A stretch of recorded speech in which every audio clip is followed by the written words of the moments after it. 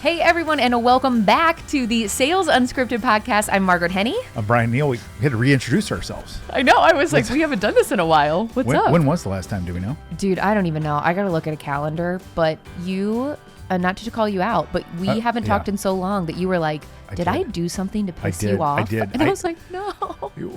Margaret and I, we're the kind of friends that could not see each other for 20 years and literally sit down and just start talking like we were just there. We Exactly. just have that kind of thing. It's the You're best. that way with everybody, though, I feel like. I like to be, but there are certain people, like, don't discount it. Okay. We're buds, man. Special. We Thank got you. something going on. So, and I hadn't heard from you, and I know. So I get in my head sometimes. I'm like, did I do something to piss Margaret off? I'm like rolling things back. Did I say something? I'm like, did I say something in the podcast that I wasn't supposed to say? But that was all not accurate. No. You've been really busy. We've both been Haven't busy. You been? We've been busy. We've Yeah. been traveling. So have you been anywhere fun? This is our topic-wise. We're going to do like a little catch-up show. Yeah. And then maybe just talk about what's been going on in sales and marketing for the past 5 months or so. First of the year. I was just in Costa Rica. Awesome. And that was great. It was like a little bit of a girls' trip. Fun. And it was just so nice. Here's one of the great things about a girls' trip in your like late 30s, early 40s, not to Yeah. call it all my friends. It's a lot of like going on a walk early in the morning, like reading our books and then drinking a lot of wine and dancing to like 90s music. It's so good. fucking awesome. So good. It's so It's great. so good. You don't even have to go anywhere. You're just like happy to be around each other. I'm not even a late 30s, 40s girl, and that sounds Does fun that to sound me. nice? Oh my God, I would love that. I know. I would love that. So it was Yeah. like relaxing and rejuvenating and fun and like a little bit of everything. Were Yeah. these college friends? No, like not old friends, but like friends I made like later in life, which is like, yeah. is so funny, right? Because Like you kind of work have like friends? your people. No, Do I actually, know anybody that went? Nope, you wouldn't know anybody. I'm part of this great writing group. We write every Friday together. You write? Yes. How come I'm just hearing about this? I How long have don't you been doing know. that? Years. Shut up. You're right. I've never talked about it right now. So you're Wow. right. Or like on this podcast, but What is this? it's called Write Shop, and we get together at this amazing co-working place called Draft, and me and my friend Lauren came up with it like even before the pandemic, and we're like, we really love to like write with people, and sometimes you want to share and sometimes you don't, and you get inspired by each other, and we've been doing it for years now, every Friday. I had no idea you did this. Yeah, Is it yeah. like late, like in the evening? No, it's first thing in the morning on Friday at 8 o'clock in the morning. Shut up. It is the best way What do you to write start about? your day. So we always give like a little prompt, and the prompt could be something about like, it could be from a poem, it could be from like whatever, something somebody's thinking about. If it's like a holiday, it might be something like around, fathers, whatever. And so it's more like kind of journaling, but then some Okay. people will also do creative writing or, whatever. It's all over the place. It's How cool is that? I love it. And how many It's women are in the great. group? It fluctuates because it's like open, for Yeah. people to come. But I mean, sometimes we'll have, 20 people that come. Holy shit. Sometimes it's, 5 people What's that are it there. called? Write Shop. I cannot believe I've known you for 15 years, maybe. know. I can't- I'm sorry I haven't brought it up. never knew that you did this. Yeah. It's Oh so my great. It's one of my favorite Gosh. things. Yeah. I got to tell Steph Neal about this. Tell her. She loves to write. Does she? That's her. I love her. medium. Totally. Like if we get like sideways, she can't like verbalize. Yeah. But she writes the most eloquent like notes and letters, and no matter what, she's That so tracks good. for her. It's I so 100% interesting. believe that. Yes. That's cool. And I'm the opposite. Like I can speak really well, but I can't write. Yeah. That's so fun. Yeah, it's I love cool. that. So that was like the group that went together, and we did like a little Write Shop abroad thing, and wrote in the mornings, and Super cool. Yeah, it was great. Can I give? I don't want to overdo the sales lessons on purpose, but because we're catching up. Please. But for our listeners, I mean, you started something that wasn't there before. Yeah. And you just started it because you love something. Yeah. And I feel like so many people have things, and it could be sales related or not sales related. They're like, I've always wanted to start a podcast. I've always wanted to start a writing group. Fucking go do it. Jess, Just do it. Totally. It's 8 a.m. The first meeting, just if you have what's the smallest crowd you ever had? Oh, sometimes you'll have 3 people. 3 people. Who cares? Who cares? And just keep doing it. And it's great. The only failure is not starting it. That is so okay. You know what? It's the only failure point. And I'll tell you too. This is so funny. I told you I was going to be a little late to our session because I'm coming from therapy. Yeah. And one of the things I was talking to her about is like just feeling like, hey, I want things to really be perfect. And so I have a hard time doing things, just like getting started. And this sounds so obvious, but she was like, hey, you need actually the action before the motivation. Like if you're not feeling motivated, that's not usually going to just come. You need to start doing something and then get a little traction, and then the motivation comes from that. And I was like, damn, dude, that's a really great point. It is so true. I'm not a therapist, but by the way, I've told you my little thing about what to call your therapist. No. If you call your therapist your coach, you sound less broken. Dude, I totally fucked up. Can we cut this out, Nick? No, Nick. No. Go back and call her my coach. I do that. I suppose I was talking to my coach, but no, it's really my therapist. So that's good. That's a really good point. That is awesome. I agree. What did I just hear? This is a saying. We are getting little nuggets for our listeners out of this. Yeah, I hope so. Welcome back episode. There's a phrase there's a woman that I thought was really clever, and I'm going to screw it up. I have to look it up. It's something like being ready for something is an action, not a feeling. So you'll never feel ready is the point. If you're waiting to feel ready to do something, you'll never get there. There's some phrase that this woman said. I'll have to look it up and bring it up if you next time. think about it, let me know, because I need that it's like mantra written down, basically. Yes, like ready is an action. It's a thing. It's not a feeling. You know, it's a state. Like ready is just like ready means you act. It doesn't mean like, well, I'm waiting to get ready, because you'll be waiting and waiting and waiting and you're never ready. Totally. And and this is very applicable to sales actually, because like having that intrinsic motivation, like you might feel motivated to like, you're like, yes, I want to do a good job. I want to, make a lot of money, or I want to make my family proud, or whatever it is. But a lot of times like that motivation to actually pick up the phone or to set the meeting or do those things, like they come in spurts for me. Yep. Which is why I usually work in sprints, because when they come, I'm like, I don't know when this feeling is going to come back. So I'm going to go. But when that feeling is not there, starting with the action and then getting the momentum, and then it comes from that. Yes. And I'm talking to myself as much as I'm talking to you guys, because I need this advice. What's your Enneagram? I am, you know what? This is funny. You bring this up. For the longest time, I was like a 9. Yeah. And I was like, look, some of that, yes. But like, I'm a 7, dude. You're a 7. Let's blow it up. I knew it. Because that's 7 behavior. I knew it. 7 behavior is this sprint. Like I always thought, I do this so, I'm going to say badly, so predictably. I'll batch a bunch of things to do, and I just sit on them. And then out of nowhere, I just catch this. I just start. I'm like, I got to start this. And I just go, man. I just go and go and go. I totally do that. That's a very 7-ish thing to do. And when I have it, for me, it's like this is so dumb. When I feel the urge to clean, I'm like, everybody look out. Freeze. Because I am going until this feeling goes away. And I might go all weekend. Yep. Because I'm like, who knows when this urge is going to come back. And so I have to like act on it. But that's good Same to know. Thing. Yeah. I even do it in my with my football rules study. So a lot of guys like study rules at like every day, every week. They do, and I don't do that. I batch them up, and I catch this waves, and I'll go, and I'm like, okay, I'll print the test out, and then I'll go lock down, and I will go all in for hours and hours and hours and hours. Dude, catch a wave is a great way to say that. It is, because that is exactly how it feels. You're like, awesome song too. Riding this wave. My first concert, Beach Boys. Really? That's a great first concert. Oh my God. And that was 6th grade. I mean, it's perfect. And wouldn't it be nice? I mean, everything. Brian Wilson's still there. Favorite songs. Like when Brian Wilson died, I cried when Prince died, and I almost cried when Brian Wilson died, because I'm wearing a Prince shirt to the thing tomorrow. Carb Day. To the Carb Day. Yeah, we live in Indianapolis, Indiana. Yeah. It's race weekend. We're recording this in May. I have my cool leather shirt on, leather jacket rather. It's an old throwback race. And Carb Day is a day, it's like a grown-up party for the older generation. It's so awesome. Like the race day is like everybody, 300,000 people. Yes. Carb Day, there's more like 80,000 people there, which is really empty. People like it looks like there's like nobody there. It's like a whole like city. But they have older concerts. And it's great. And you know what's happening this year?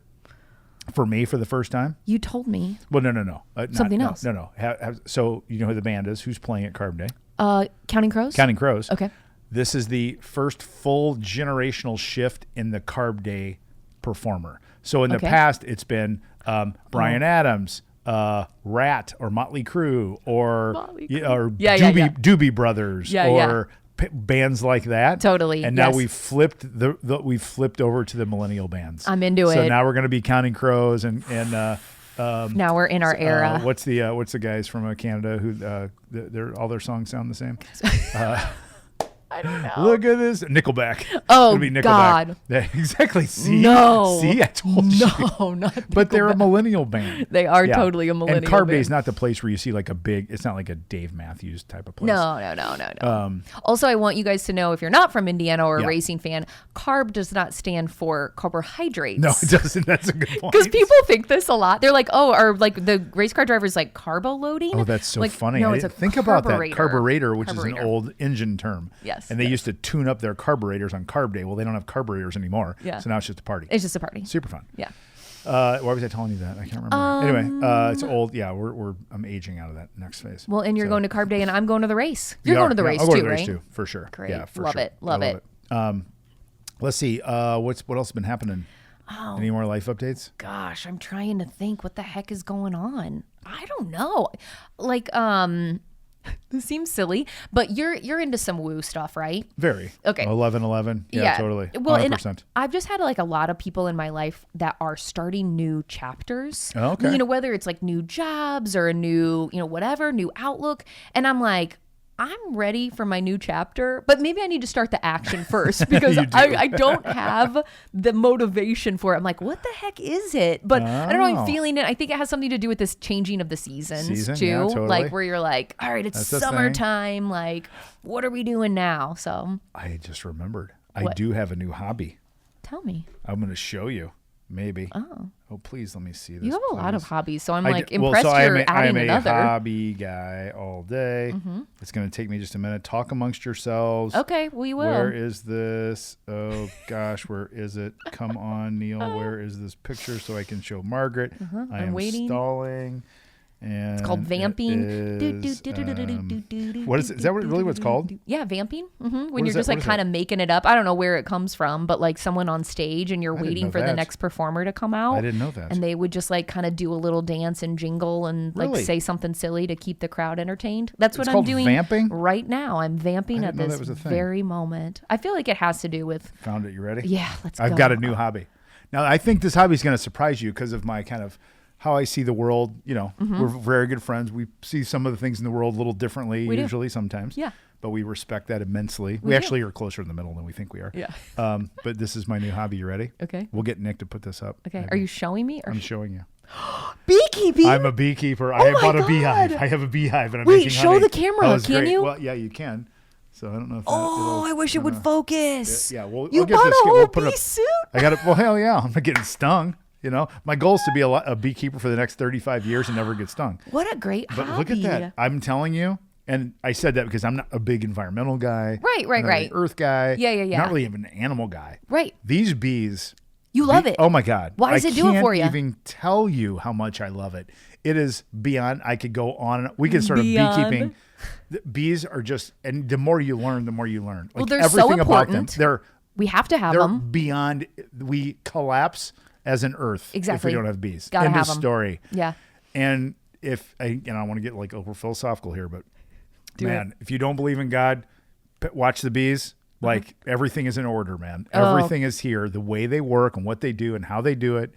And it's So tell me though, unbelievable. did you find your bees? Did you No. order your bees? Order your bees. You can order buy the bees. You buy live Okay. bees. Yes, Okay. they come with a queen and a little, and there's like around her. Okay. And then you put them in your hive. Okay. I'm using a thing called a flow hive, which is a patented hive from a guy and his dad in Australia, third generation beekeepers. Cool. Beekeeping can be kind of dirty and messy. So you take these frames out, they make the comb, and you take the combs out, you get the bees off the comb, put it Totally. in the centrifuge, you got to break it all and spin it around and do all this stuff to it. Okay. Well, these guys invented a thing that's a pre-made where the brood sits at the bottom. Okay. This thing sits on top of it, and it's pre-made combs, and they're plastic. Oh. And the bees go and store honey in the combs, and they're like this. They're kind of, and you put this tool in and turn it, and it pushes the combs together, and the honey flows out straight into the No. jar. Amazing. Totally ready to eat. It's awesome. It's called a flow hive. So it's Okay. more my brand of beekeeping. you know, a Yeah. little That's Western. you're into that. It's Do you have a easier. smoker? Of course. You have to have Tell the smoker. people what a smoker is. Yeah, so a smoker is so you put smoke.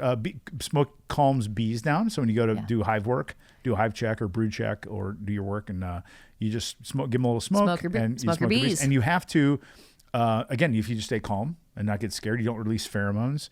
And They you won't can scare tell 'em. that? 100%. Oh, 1,000%. Oh Yes. my God. Even one of my friends said, I didn't know this.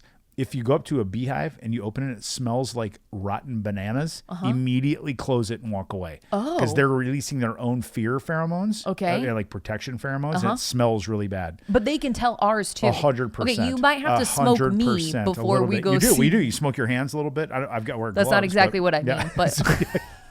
I got you. Sorry, little late. I'm trying to stay I don't nice do that. and calm. I don't do that. Yeah. Nice and calm around the bees.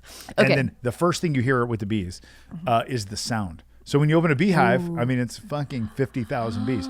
But get that. People listening to this are going, what in the hell are this is a sales podcast? Where's the sales podcast? But this is about taking action towards things that are interesting to you. It's about what it is. You move forward, you take action. That's kind of the theme. You go, you do your smoking, you open the hive, and there are 30 to 50,000 bees in a hive. Okay, 30 to 50,000. Holy shit! When you add up the trips that they make, you have to. It's heavy math. Okay. So the bees, they fly out, they get pollen, they fly back, they fly out, fly back, fly back. That's a trip. Yep. Out and back's a trip. Oh, okay. In a 50,000 bee hive population, they will make every day total. Cumulative 50 million trips a day out to flowers. No. That's all they do all day. They don't know any better. All they do all day. Talk about worker bees. I mean, no wonder they got their name. And just everything. They are out there working. Queen and how they take care of the queen, and just they clean all the dead bees out. Like when you get bees, a lot of them are dead when you get them in the mail. Oh. So you still put them all in there, and there's this big pile of dead bees. They look one at a time. There must be 15,000 dead bees. Like a little bee burial. Yep, take them out, put them out. No way. Crazy. Okay, so now are you also planting pollinators around? No, so it's a good question. So it's a very, because like Steph was like, you first think it's a pet when you're like, should we tell them where the flowers are? It's like, I'm like, bees have been doing pretty good without any human help for a really long time. I think they know how to find the flowers. Yeah. You don't have to like surround them with flowers. Like, here you go, guys. Yeah. You don't leave them food. They know where to go. They can go 2 to 4 miles away. Okay. From their hive. Okay. So they can go wherever the hell they want. And then they come out, they fly up the lawn. I don't know where they go. It's out and back. They fly up way out of our yard. I don't know where they go. Cool. They'll find it all. Isn't that crazy? It's Dang, fun, isn't it? That's awesome. So that's a new update. I love it. That's a great update. Again, inspirational. This is probably more an inspirational session than a tactical session. But if you've been sitting waiting for something to do, or thought, I've always wanted to get a beehive. Freaking do it, man. Go buy a freaking beehive. Just do it. Just do it, right? Even if you don't know how. No. This is what's so amazing. There's a lot of things that suck about the internet.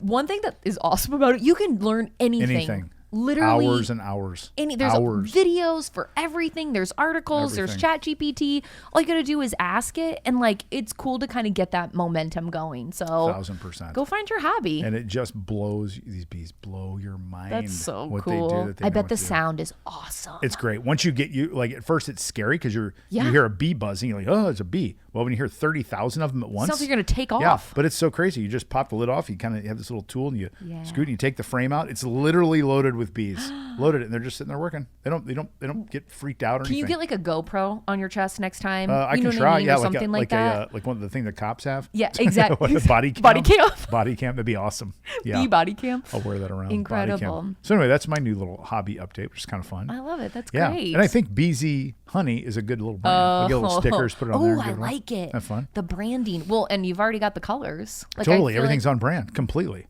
And it's like, bzzz, busy, get it? Come on now. You're a marketing chick. Come on. Give me a little love here. Bzzz. I love it. I love it. It's fun, isn't Claps it? for you. Well Thank done. You. Well done. See, it all comes together. I kind of had to become a beekeeper. I love it. What about any work update things that we need to know about? Like things you learned? You were. Have I talked to you since your trade show, since NADA? Oh, I don't remember. Yeah, we talked. We talked since then, and we did. It was great. I'll tell you what. It was like our biggest show ever. Really? And it was awesome for us, and it was just great because we got to be there with kind of the big players, and this was maybe one of the first time. If you go to Vegas, in the convention center, depending upon what convention you go to and how big it is, there are 2 halls. Yes. And one of the halls is like the Big Daddy hall, and the other is like the small, maybe kind of up and coming hall, but it is a haul to get there. Like between the 2 of them really sucks. Yes. But we were in the Big Daddy hall this year, and we table. felt like we were we graduated, and it was awesome. Did someone ask a loaded question? Yes. How'd the sales team do following up on the leads? I wish they did better. Okay. You know what? I'll tell you one thing that they did very well is just engaging with people at the show, and that is a talent and a skill that some people will kind kind of sit back and wait for you to come to them. It's a fine line between like jumping down someone's throat and following them like a psychopath and like just standing there and being like, no one's coming to talk to me, like, which drives me totally nuts. So they did a great job with that. That's good. So, yeah. But not the follow-up. Anyway, okay. Not the follow-up. So we need to install the trade show tool. Boy, I wish you guys would have done BZSOS because there's a tool for that. Go figure. There's a whole trade show tool that would have fixed all those problems for you, but you'll have to do it in another time. We'll have to do it another time. We do. So those of you who go to trade shows, we have a great trade show tool. It's really awesome. Check out BZSOS, by the way, if you have not. Yeah. Who is perfect for it? We're actually think of like industrial outside B2B sellers. Okay. So not SaaS, not really our shtick anymore. Okay. And so think of like OEM, so people that make things. So an example would be Toyota Material Handling, the lift trucks, and they have 50 dealers across the country that sell their stuff. It'll be like that. Salute. Ta-da. No sneeze bar. I'm glad you went the other way. Button. Yeah, sorry. Well, I started eating my own honey, then my allergies go away, right? So industrial outside B2B sales teams, distributors of places that sell equipment. Okay. So think of like forklifts and bulldozers and John Deere tractors and big things like that, or anything adjacent to that. Okay. Outside sellers in construction, ag, like kind of dirty job types of things. Okay. And then service stuff would be B2B sellers who are outside in highly competitive markets where they are out feet on the street. So think of like billboard, boots on the ground, billboard outdoor advertising companies. Okay. People that sell advertising for TV, radio, payroll services like ADP, Paychecks. Oh, sure. Yeah. Those types of places are really wheelhouse for us. So construction, OEM manufacturing, distribution, trades, those sorts of things are really awesome. And then the services would be like payroll, feet on the street, sales teams on the small end 20, but on the high end up in the thousands. Our biggest client has 2,500 sellers. Nice. Yeah. And we certify coaches, we certify the leaders. Yes, which I love. We started in December 2023. How many coaches? With 6. Guess what we just went? We had 6 in 2023. Okay. As of last week, we have 204. Certified coaches. 204 certified coaches, sales leaders across the country. There's a map downstairs where they all live. Oh, we've got them like They're pinned all and over stuff. the place, from Seattle to Miami and everywhere in between. It's awesome. I love it. So really proud. But that's one of the tools we have. Nice. Thanks for plugging that. That's really nice. Come on, man. This is what we do too. Oh, and I have a friend that just bought a car dealership. Tell me who? Daryl Perry. Oh my gosh, I know Daryl Perry. Yeah, he just bought a car dealership in Ohio, right? 100%. Okay, this is so funny. How do you know him? Because he maybe he worked. He came in as like the GM at the VW here for a while. He did, right? Yeah, and then he left and he bought his own car dealership. How did you know him? I don't know. Through CoVideo, I think. He's one of my best friends from college. Shut up. He's a certified. He fills in for me when we do coaching combine. Stop. I can't believe you know him. I know him through CoVideo. Yeah, they use CoVideo. My God. What a small world. Anyhow, so that's our catch up. I hope people got something out of that. I hope so too. They had to. So we'll be back. We'll get back in the groove. We're going to get more focused. Get some more focus on sales-ish stuff. But there's some stuff here. So we're going to turn people into beekeepers, yes, writers, following your dreams, BZSOS coaches, and car dealers. I love it. That's what everyone's going to do from this episode. And everyone have a great Memorial Day. Yay, cheers. See you. Okay, bye.